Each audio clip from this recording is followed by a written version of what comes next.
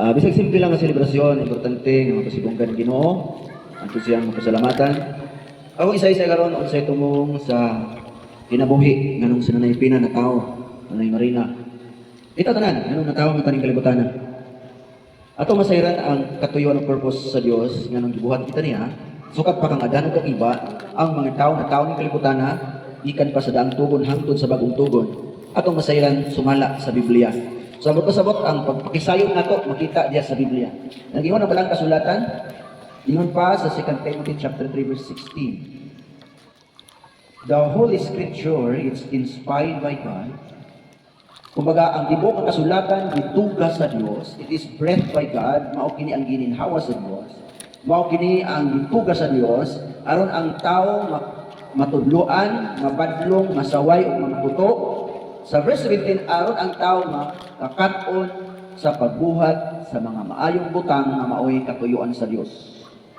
Tinumduman nato ang nakaigsunan ko nga, ang Biblia nagsulti na daan unsay purpose nga natin sa kalibutan. Ang purpose, dili lang para magtrabaho, dili lang para magkitag kwarta, dili lang para mag-eskwela, dili lang para magpakabuhi, dili lang para magnegosyo. Ang una gyud rason nga nang ibuhat sa Ginoo aron ako siyang simbahon. We are a worshiper creations. Wato sabot nga kitang tanan nga binuhat mosimba kita. Kitang tanan mudaig ka kaniya kay mo ni rason nga nang buhita. Ang tanan nga may gininahawa ang Biblia mudaig sa Dios. Salmo 150 bersikulo 6, ang tanang buhi mudaig sa Dios. Ang mga patay ready kadaig. Wala kitang tanan mudaig ka kaniya, mopasalamat ta kaniya. Muning reason nga gibuhat sa Dios aron tumano na to yung mga sugo. Ecclesiastes chapter 12 verse 13, the whole duty of men, ang tibok daw nga katungdanan sa tao. Mao ang pagtahog sa Dios ug tumano ang iyang mga sugo. Mao kini ang atong duty. This is the whole duty of man, that we have fear in God and obey His commandment. Mao ni purpose sa Dios nganong naa. Hinaut pa nga dili ta malimot ini mo na kung simba ta kay gihatag sa Ginoo ng kaadlaw para magtrabaho, usa ka adlaw para mosimba kaniya.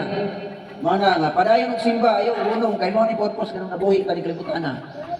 Salamat sa Ginoo kita gantag kusog para makapanarbaho kita, magkitatagwarta.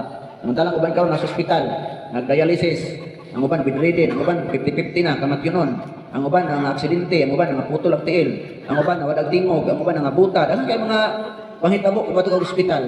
So let's appreciate the goodness of God, mabaskog ang lawas sa matag usa. Labi na nila na pinabaskog ang lawas. Dahan kay mga tao karon na hagbay ang mga matay. Bata pa, hagbay ang mga matay. Pero kini kinabuhi, life is a chance. Pasabot ay pag-Google sa mga kinabuhi, kay chance ra kinabuhi ka. Di man ta dapat mabuhi ka. Pero kay gigrasyahan tas Ginoo man nabuhi ka. Walang dili dapat nga ato ibaliwala ang pagsimba ug ang pagdaig pagmaya kaniya. Sa manang purpose ng igsuon ko. Ikaduha sa diyang Kristohanon na ta, ang purpose sa Dios nganong pagka-Kristohanon nato, ang mata nangamatay dayon. Kay isubuon ta niya nga mao ang pag-win souls and make disciples nga mag-ampo ta naga makabig ng mga tao. Kay mo nay kalipay sa Ginoo, malipay kani sa bisag isa lang ang maluwas. Magmaya daw ang langit. So unsan lang kung daghan ang maluwas. No, kinahanglan nga gamiton ta ni Lord nga katuwa nagsimba, musimba sila tungod kay atong gi-invite. Gamiton ta ni Lord nga katuwa makailas Ginoo, way relasyon sa Dios, kita ang gamiton na sila makabaton pug relasyon sa Ginoo. So nini nga takna, ayok nasabtan nato ng duha ka butang nga tuyuan sa Dios tong kinabuhi. Una, simbahon nato sa dayto ng mayaon. Ikaduha, sundo nato ang mga kasuguan, bisan pa ang pag-invite og mga tao aron to mga tao mo nagsimba. Manimba na sila kay wala lang na sila kabalo. Ikaduha, wala pa sila pagtagan. Ikatulo, spirituality mo na sila. Wala pa sila relasyon sa Ginoo. So hinawag ko na kining word karon gamay mo pero na i-impact sa tong. Amen ba? Ang kasabot ba tanan?